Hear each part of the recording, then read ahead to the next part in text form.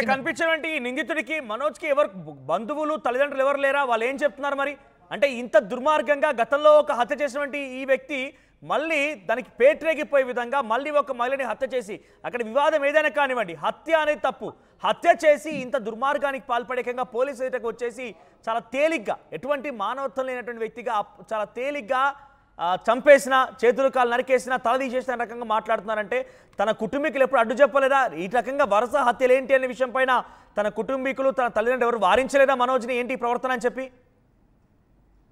గతంలో సైతం పలుమార్లు మందలించడం జరిగింది. పద్ధతి మార్చుకోవాలి, సరైనది కాదు, నీకు బంగారు భవిష్యత్తు ఉంటుంది, ఇంకా చిన్నపిల్లగానివి, ఇంకా అనేక విషయాల్లో ముందుకు వెళ్లాల్సినటువంటి స్థితిలో ఇప్పటికే అనేక ఇబ్బందులు ఎదుర్కొంటున్నావు, కేసులో ప్రధాన నిందితుడిగా ఉన్నావు, ఇది మంచిది కాదు అని చెప్పి చూశారు. అయితే నిన్న జరిగిన సంఘటన తర్వాత ఎవరు కూడా అందుబాటులో లేకుండా పోయారు. ఎందుకంటే నిన్న ఉద్రిక్త పరిస్థితి నెలకొంది. ఆ కుటుంబ సభ్యులు ఎవరైతే మృతురాలి కుటుంబ సభ్యులు, బంధువులు తమ మీద దాడి చేసే ప్రమాదం ఉంది అని చెప్పి ముందు జాగ్రత్తగానే వారు అందుబాటులో లేకుండా పోయినటువంటి పరిస్థితి మనోజ్. దీంతో ఎవరు చెప్పినా ఒకటి గమనించాలి, ఆయన బిహేవియర్ మొదటి నుంచి కూడా అల్లరి చిల్లరగా తిరిగినటువంటి వ్యవహారంలో ఎవరు చెప్పినా వినే పరిస్థితి లేదు. నాకు ఎవరు చెప్తే నేనెందుకు వినాలి, ఎవరి మాట నేనెందుకు లెక్క చేయాలనేటువంటి మనస్తత్వంతో చాలా రూడ్ బిహేవియర్ మనకు కనబడుతుంది. వాళ్ళ మాటను సైతం లెక్క చేయనటువంటి స్థితిలోనే ఇలాంటి ఘాతుకానికి పాల్పడ్డాడు, హతమార్చడం జరిగింది. ఆ వృద్ధురాల్ని హతమార్చడం చాలా విషాదంగా ఉంది. అందరూ కూడా తీవ్రంగా ఖండిస్తున్నటువంటి పరిస్థితి. ఖచ్చితంగా కఠిన శిక్ష వేయాల్సిందే, బెయిల్ కూడా మంజూరు చేయకుండా చూడాలి. గతంలో జరిగినటువంటి శిక్షలో బెయిల్ రావడం వల్లనే ఈ ఘాతుకానికి పాల్పడ్డాడు అనే కోణంలో సైతం చంద్రశేఖర్, సో ఈ రోజు జరిగిన ఈ ఘటనలో ఏకంగా నడి రోడ్డు పైన అదొక మెయిన్ హైవే, ఆ హైవే పైన ఈ దారుణానికి ఒడిగట్టాడు. ఆ హైవే పైన ఇంత దారుణంగా తల తీసేసిన, చేతులు నరికేసిన రకంగా ఒక పరిస్థితిని అక్కడ తీసుకొచ్చాడనంటే ఆ సమయంలో ఎవరు లేరు అటువైపుగా? ఏ సమయంలో జరిగి ఉంటుంది ఈ యొక్క హత్య అనేది? ఒక్కసారిగా కత్తి చేత పట్టుకొని భయంకరంగా ఆమె ఎదురుగా వెళ్ళడం జరిగింది. వెళ్ళిన తర్వాత ఆమె బతిమిలాడినా కానీ వద్దు వద్దు అంటూ ప్రాధేయపడ్డా వినకుండా దాడి చేశాడు విచక్షణ రహితంగా. ఇక చుట్టుపక్కల వాళ్ళు ఎవరైతే వ్యవసాయ పనులు ముగించుకొని వస్తున్నారో వాళ్ళు కూడా వారించే ప్రయత్నం చేశారు. అయితే ఇతని చేతిలో ఉన్నటువంటి ఆయుధాన్ని చూసి ఆల్రెడీ దాడి చేశాడు, మనం అడ్డు చెప్తే మన పైన దాడి చేసే ప్రమాదం ఉంది, ఎవరిని లెక్క చేయాలని మనస్తత్వం కాబట్టి దూరం నుంచే వాళ్ళు ప్రాధేయపడడం జరిగింది మనోజ్. దీంతో అతని పనిని సులభంగా పూర్తి చేశాడు. సమీపంలో ఇంతకుముందు చెప్పినట్టుగా సమీపంలోనే పోలీస్ స్టేషన్ ఉంది, ఆ పోలీస్ స్టేషన్కి వెళ్ళడం జరిగింది. నేను ఇక్కడ మనిషిని లేపేసిన, తలకాయ తీసేసిన, ఇక్కడే పెద్దమ్మ గుడి దగ్గర ఉంది డెడ్ బాడీ అంటూ లొంగిపోయినటువంటి పరిస్థితి. దీంతో జరిగినటువంటి పరిణామాల నేపథ్యంలో గ్రామంలో ఆ మండల కేంద్రం చెందుర్తి అక్కడ ఇప్పటికే ఒక టెన్సివ్ సిచ్యువేషన్ అయితే ఉంది. ఆ బాడీని పోస్ట్ మార్టం నిమిత్తం హాస్పిటల్కి తరలించడం జరిగింది. హాస్పిటల్ వద్ద సైతం ఆ బంధువుల రోదనతో మిన్నంటినటువంటి పరిస్థితి గమనించవచ్చు మనోజ్. సో ప్రెసెంట్ పోలీసులు ఏం చెప్తున్నారు మరి? పోలీసులు ఖచ్చితంగా మేము మా చట్ట ప్రకారం మేము యాక్షన్ తీసుకుంటాం, పలు సెక్షన్ల ప్రకారం కేసు నమోదు చేస్తాం. ఇలాంటివి వాళ్ళు ఫిర్యాదు చేశారు, మల్లవ తరపు బంధువులు గతంలోనే ఫిర్యాదు చేశారు. అయితే ఈ సమస్యకి పరిష్కారం లభిస్తుంది, సద్దుమరుగుతుంది అనేటువంటి కోణంలో మేము ఇప్పటికే మందలించడం జరిగింది. వాళ్ళకి కౌన్సిలింగ్ సైతం చేశాము. అయినప్పటికీ ఇలాంటి ఘాతుకానికి పాల్పడతాడని ఊహించలేదు.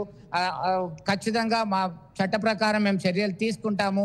ఎవరు ఆందోళన చెందొద్దు, ఉద్రిక్త పరిస్థితులకు దారి తీయొద్దు, మళ్ళీ కేసులు ఎదుర్కోవాల్సి వస్తుందని చెప్పి హెచ్చరిక జారీ చేస్తున్నటువంటి పరిస్థితి అక్కడ పోలీసులు చెప్తున్నటువంటి విషయం.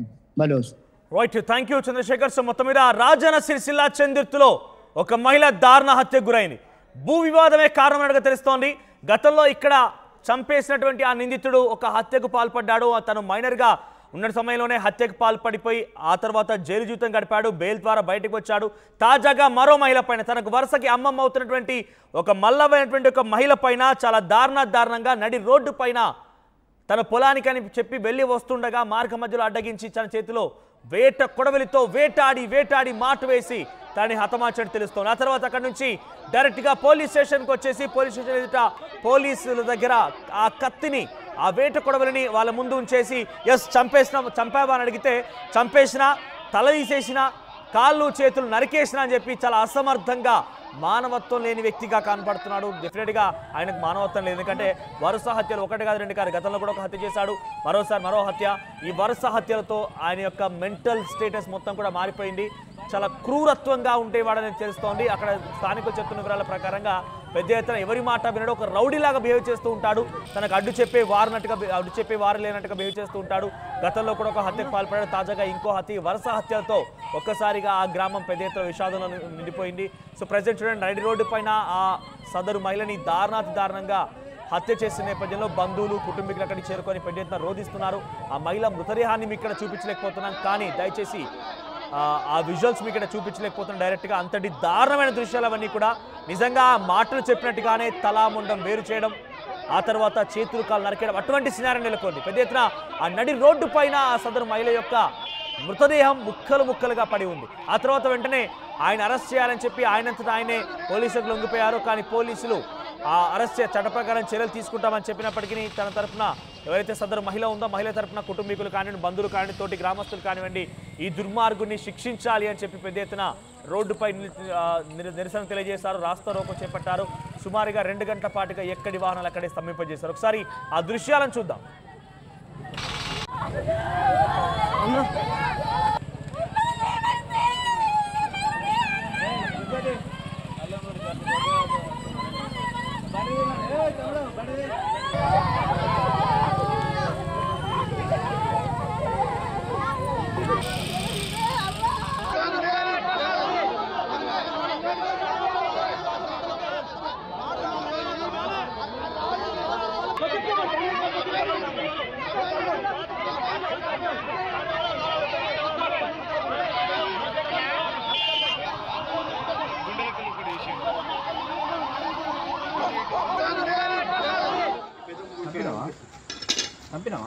చచ్చిపోయింది, నాకు తలకే తీసేసి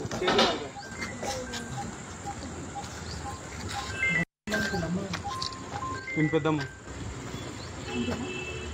ఎక్కడ అది పెద్దమ్మ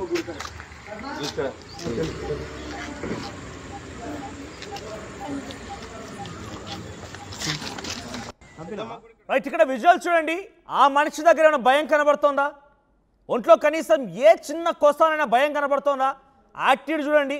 అలా వచ్చి కట్టి ఆడబెట్టేసి బయటకొట్టలకు నేలపై పెట్టేసి పోలీసులు చంపామని అడిగితే చంపేసిన, తలదీసేసిన, కాళ్ళు చేతులు నరికేసిన అని అసమర్థంగా ఏమాత్రం మానవత్వం లేదు. కనీసం పోలీసులు మరి నేను చంపాను కదా, నన్ను శిక్షిస్తారు, నా పైన యాక్షన్ తీసుకుంటారు, చట్టరీత్యా చర్యలు తీసుకుంటారని భయం కూడా లేదు.